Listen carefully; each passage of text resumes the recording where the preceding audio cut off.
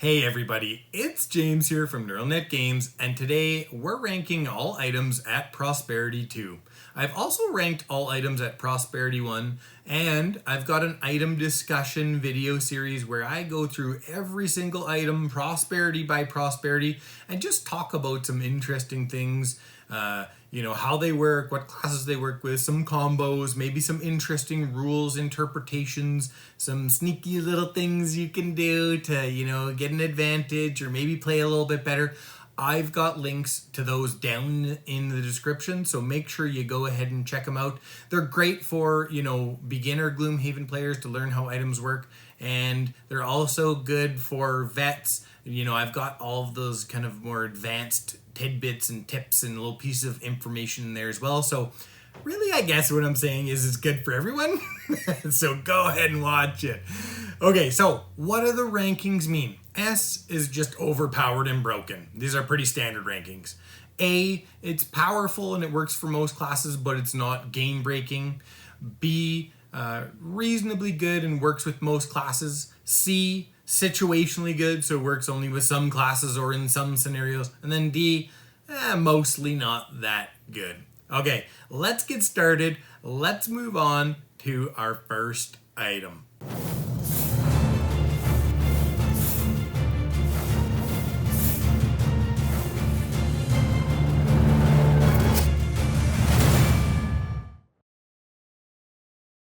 Okay, let's start with C tier items, but first, I just wanted to let you know why I'm not using Tier Maker, and that's because it sucks. Now, I don't want to get too far into it in this video. I explained it in the Prosperity 1 video. Go ahead and watch that video if you're curious. So the first item we're talking about is the Minor Mana Potion. It's got a pretty decent cost at 10 gold. It is a rentable item, let's say, at max reputation, where it only costs you 5 and you get 5 back when you sell it. However, it's just not a super powerful effect, and there are classes like the Brute. The Brute has one card that, you consume an element on. That's it. One half of a card. And so it's not applicable to all classes, and it's actually better when you take it to play it for another class, because you can play it early in initiative order. Your buddy goes and uses that element, and so overall it's not super powerful. It can be useful in a reasonable amount of situations, but to me it's probably equivalent to like the Minor Healing Potion or something along those lines.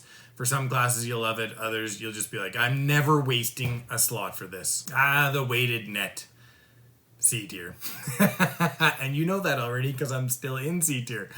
However, there's a lot of things that contribute to the weighted net being C tier. First, it takes both hands. It's got an okay cost and it's got a pretty decent effect, but to really utilize that effect, you're going to need to make sure and have a long rest build. So long rest builds are more beneficial for frontline melee classes that use a lot of spend items like armor and shields.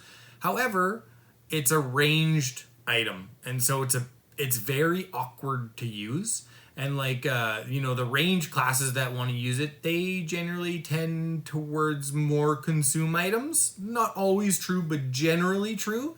And so it's just a super awkward item, and it has a very high opportunity cost. And I talk a lot about opportunity cost because you could have a lot more going on in two hands than the weighted net. And so it's just a very specific item for specific classes that are running a specific type of item build, which is the long rest build, the spend item build, and compared to like Battle Axe and something else in your other hand. Most classes, especially, somebody who has good melee attacks is going to choose a Battle Axe and something else over this. That's why it's C tier. Our final C tier item is the Boots of Speed. Are the Boots of Speed? I don't know. The Boots of Speed are our final item to talk about at C tier.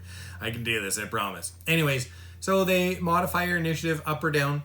You can wait, which is good. They would be D tier if you couldn't wait. However, they're really only good for very specific classes. There's a ton of opportunity cost here because you can't use like Boots of Striding and a bunch of other good stuff in the leg slot. And so the opportunity cost is just so high, and these are crushingly expensive. Why 30 gold? Why? They don't need to be 30 gold. Why aren't they 20 gold? Because in certain classes, like, they're so useful. I talk about that in my item discussion video, so go make sure and check those out. I go more into detail, but because they're so situational, they're a C tier. All right, let's get B tier kicked off here. But first, I just wanted to let you know I've started a Patreon. Tons of cool benefits there, vote on videos, all that good standard Patreon stuff. If you're looking for a way to support the channel, that is definitely it. I need your support. And also, I have a Twitter account as well. I like to post board game news and fun stuff like that. Both of those links are going to be down in the pinned comment. So our first item at B tier is Stun Powder, and there's a pretty simple reason for Stun Powder being B tier. Most people probably are like, well, it only stuns one monster one time in a scenario. But yeah, that's true. But it is useful across the board. It is universally useful. It has fairly low opportunity cost because it's a small item. Like, for example, if this was a head slot, it would be like D tier. Maybe C tier because there's so much extra opportunity cost. But when you can hold, 5 small items, 7 small items at max if you have Cloak of Pockets, then the opportunity cost becomes much lower. It applies to melee attacks, it applies to range attacks, etc. It's just universally useful. I'm kind of curious on this one because I think the general perception out there is that Stun Powder is weak. And so make sure and comment below and let me know. Our next item in B tier is the Battle Axe. And I almost put this in A tier until I reread my criteria. It's funny how as you play and as you use different classes, things will shift in your mind as to how important and how good they are. So just remember that when you're thinking about items, because if you've recently played a strong melee damage dealer, Battle Axe is gonna be, you're gonna be like, oh, hey, come on, James, how did you put this in B? This is A tier. And also, what I'm doing here is I'm setting myself up for the future in case I accidentally get things wrong in a tier list because of how I've been currently playing. Full on hedging my bets here. Anyways, I think it's B tier just because there's lots of classes that it just is basically completely useless for. It's pretty good because it has, it's only one-handed, so opportunity cost for a hand slot is pretty good. But, a class like the Spellweaver is just like, I don't want it. I will never use this item. But I think the fact that it has such a good, strong effect for a decent amount of classes makes it B tier. Make sure and comment. And Lightning Bolt loves the Battle Axe so much. I just had to add that part on. I couldn't leave it out. All right, we are at A tier, and the first item in A tier is the Empowering Talisman. And I waffled on this one quite a bit too. I was like, B tier, A tier, does everyone want to use it? Is it really worth the head slot and the gold cost? This thing it costs a fortune for, Prosperity 2. 45 gold is a fortune. It is a lot of cake. I actually use this item a lot. I think to a lot of people, the cost is very prohibitive, and I could see this being at B tier as well, hedging my bets again here clearly. The reason I put it at A tier though is small items are the most broken in the game. I don't want to spoil anything, but even the Minor Stam is broken, especially if you play it with the 2-card version. But there are so many broken small items later on, and being able to use them twice, you can just crush with certain card combos, certain classes. Like, it can get wildly out of control. It really can. I'm trying hard not to spoil here, but that's why I put it at A tier.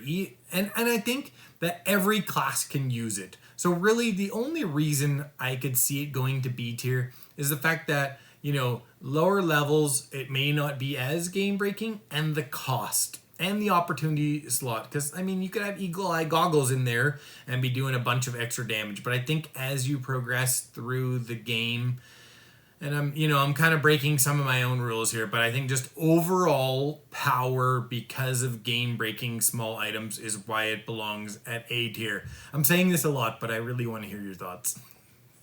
Our last item here is the Cloak of Pockets, and it's A tier because small items, they're broken, and you just get to carry more of them. And another reason it's A tier, and a reason that I loved it, especially when I was first starting out, and let's say for the first 6 months, I don't know, or early to mid, let's call it, it allows you to carry a lot more small items. Carrying a more varied kit, having a larger toolkit, means that you can play more reactively. And I talk about this a lot. Flexibility in Gloomhaven is so underrated. It's really easy to look at things in a vacuum and say, well, that's not very powerful. It just gives you more of a few of these things. Well, having flexibility is actually more powerful than it appears for players who can't read the battlefield as well. An experienced player can, read way ahead, and, once the monster cards are pulled, they're going to see exactly what's happening, and they know what monster tendencies are. They know, like, oh, this monster has really fast initiative cards, this guy's slow, this guy has range, this guy has melee, stuff like that. And so once you get to that point, you don't have to play as reactively, but most players, especially early on, are playing quite reactively and having a bunch of extra items to cover off different situations. And, for all those variables, it makes a big difference. And so it actually does give you a lot more power when you're fairly early in your journey. I'm kind of going on here a bit, but you get the point. Flexibility, good. More small items, good. Small items, broken. Cloak of Pockets, A tier. And I am sticking by that one. I am positive on that one. I've seen some other tier lists out there and some other, chat on the internet about Cloak of Pockets being lower. It's A tier. Argue with me. Or support me. I like that too. I like to feel good about my choices. Anyways, I just want to say thanks so much for watching the video, and a special thank you to my subscribers and to my patrons. I wouldn't be here without you.